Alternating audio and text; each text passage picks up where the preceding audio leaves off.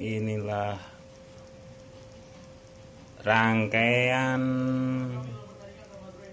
defrost timer kulkas 13.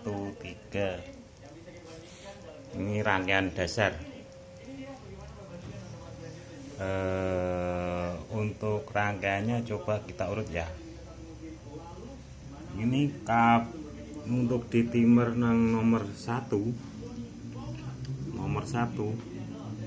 kabel langsung masuk ke heater, terus langsung disambung ke power ini warna coklat. Ini netral atau current bolak-balik sama aja. Untuk yang nomor 3 ini fungsinya setrum buat motor pada timer. Ini disambung langsung ke power juga. Ini kalau saya sambung di warna biru. Ini nomor 3. Terus di mana peletaknya bimetal atau bios dingin atau apalah itu, pokoknya yang bimetal yang kalau udah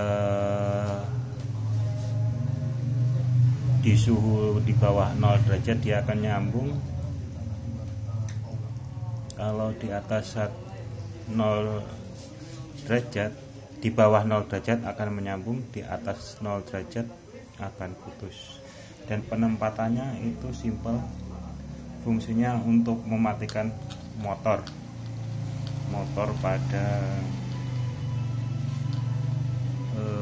timer kulkas. Disambungnya antara ini, disetting dulu, cari dulu. Ini heater biasanya putranya kecil, muternya di sini ke kiri. Biasanya bunyi krak. Penyambungannya dikit antara 3, 2 atau 3 ke 4, tapi rata-rata 3 ke 2. Nah yang 2 ini disambungnya ke bimetalnya berhubung nggak ada, ini kasih rokok Samsu. Nah nyambungnya kabelnya satu ke sini, yang satu ke si kabel bimetal satunya disambung ke yang nomor 1, tapi di antara ini ya, di antara heater dan timer nomor 1. Untuk prakteknya dicoba. Ini sudah saya putar di posisi heater, posisi defrost. Jadi intinya kalau heater ini nyala, maka timer akan mati. Nah, untuk menyala dan matikan itu karena ada kontak dari yang nomor 2 ini ke nomor 1. 2 ini istilahnya arus, istilahnya current motor kan butuh current dan netral. Ini kan current istilahnya 3, netral nomor 1. Nah seandainya ini 2 ini current, ini 3 current, maka pas waktu defrost dia akan mendapat arus netral. Jadi yang masuk ke motor, yang masuk ke ini masukkan ini kan netral, ini netral. Seandainya buat matikan current itu kan berarti mematikan motor itu antara current atau netral. Nah berarti kan 2 ini mendapat arus current kan tadi, current.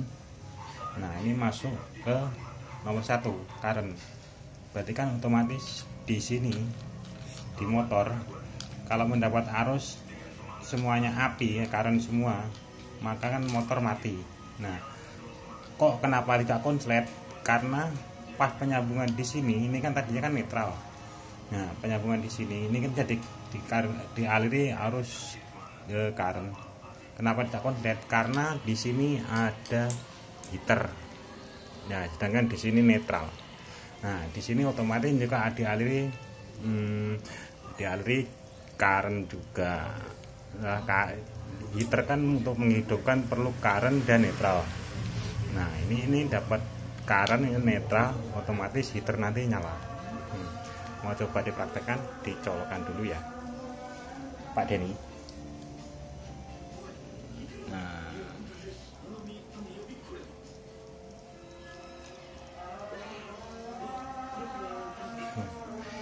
ini posisi bimetal kan putus. Ini posisi padahal udah defrost ya. Ini heater posisi nggak panas ini, nggak panas. Nah, kalau posisi defrost itu kan yang bimetal kan udah menyambung. Nah, ini untuk mengetesnya karena nggak ada bimetal, ini langsung ini 2 di jumper dengan nomor 1. 2 di jumper dengan nomor 1. Sebentar. Otomatis ini motor nggak ada getaran, mati.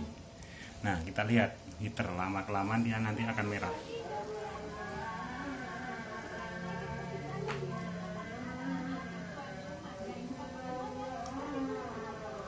Merah. Ini menyala Mas ya.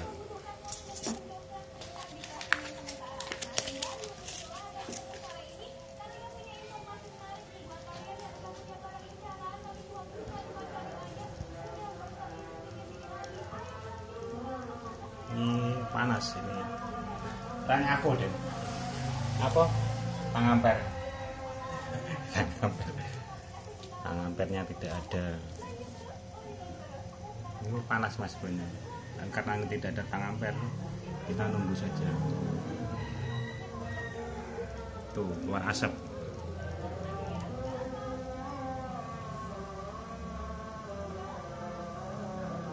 Ini udah panas nih, keluar asap. Kebakar. Tuh kan, kebakar. Tuh, bakar ini berarti panas Mas. Nah, seandainya ini udah diputus, otomatis ini udah mati dan ini mulai nyala lagi. Dan ini proses nyala ini kompresor juga kobak kompresor juga belum nyala. Ini nunggu sekitar 12 menit standby. Ini untuk pemindahan ke kompresor. Tentunya kompresor kan nomor 4. Ini nanti baru berpindah. Jadi posisi kalau udah posisi timer nyala habis defrost itu 12 menit semuanya nggak berjalan ya.